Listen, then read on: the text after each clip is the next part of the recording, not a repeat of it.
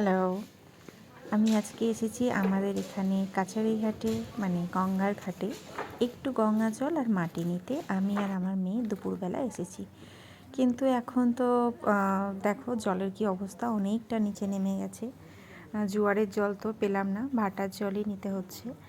তো একদম বিচ্ছিরি অবস্থা। আর আমি দেখো গঙ্গাতেই মানে মাটি নিতে এসেছি, একটা পাম্প শু পরে কী করে নামবো বুঝতে পারছি না, কাদা কাদা হয়ে যাবে, এবার জুতোটাও কাদা হয়ে যাবে, ভারী মুশকিলে পড়েছি।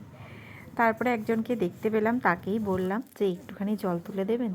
জলের প্রবলেমটা নয় সলভ হলো, জল উনি তুলে দিলেন, কিন্তু এবার মাটিটা কিভাবে নেব।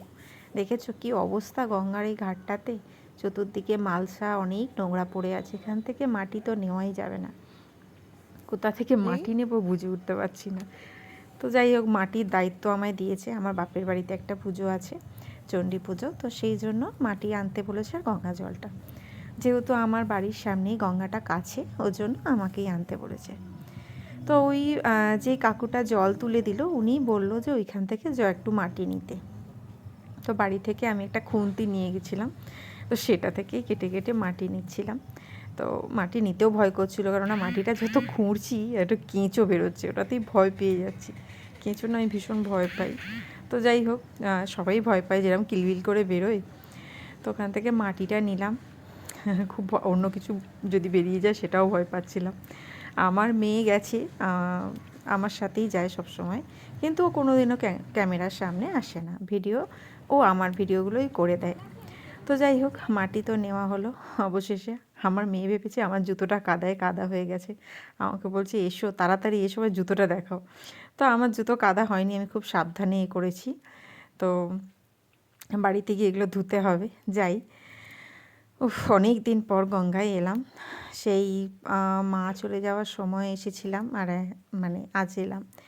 তো অনেক দিন পর এলাম, ভালোও লাগছে। কিন্তু অন্য সময় গরমকালে গঙ্গায় এলে যেমন অনেকে স্নান টান করে, ভর্তি থাকে, শীতকালে সেইভাবে লোকজন নেই, পুরোটাই ফাঁকা। তো আমি আর আমার মেয়েই এসেছিলাম, গঙ্গা জল মাটি নিয়ে যাচ্ছি। আর ও আমার ক্যামেরা করে দিচ্ছে, মানে ভিডিও করে দিচ্ছে। আমি ওকে বলিনি, ও নিজে থেকেই করে দিয়েছে। তো ভাবলাম ও যখন ভিডিওটা করেই দিয়েছে তোমাদের সামনে আনি। এই সামনেই একটা মন্দির আছে, শিব মন্দির, অনেকবারই দেখিয়েছি তোমাদের।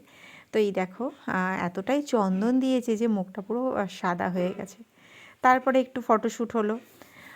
গঙ্গায় যাব, সামনে একটু ফটোশ্যুট করব না বলো, সেটা হয়? একটু ফটোশ্যুট হলো।